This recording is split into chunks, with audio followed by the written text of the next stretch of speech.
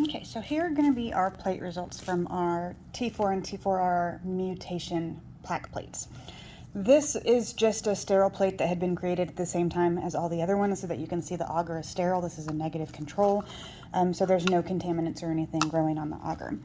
This was our positive control that has some E. coli B in it, and you can see, especially as you look at these two side by side, we definitely have our bacteria growing on here. We have a nice even lawn all the way across, so our bacteria was good and viable as we did our experiment.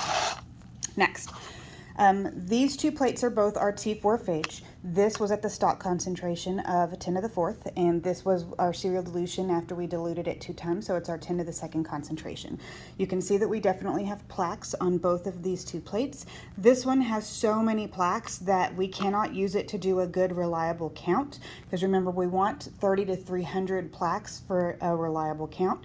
This one's also not good for us to do morphology on because all of the plaques are running together, and so it's a lot more difficult to sort of see where a plaque starts and stops, see whether or not there's a halo going on. This one, though, we can do a reliable count on it because it does have a plaque count between 30 and 300.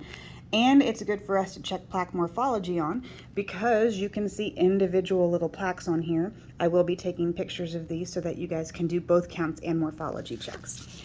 Then we have our T4R, our mutant phage. This one is our stock concentration 10 to the 4th. This one was our dilution plate at 10 to the 2nd. This is also the one that had a little bit of agar that slipped out of the top of the tube that had already solidified. And so this is, of course, not a plaque.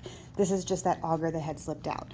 Once again, way too many plaques for us to count or check morphology on. This one going to give us a better count even with that blob that's on there. You can still see the characteristics of the plaques pretty well, and we can get a count because we're between 30 and 300.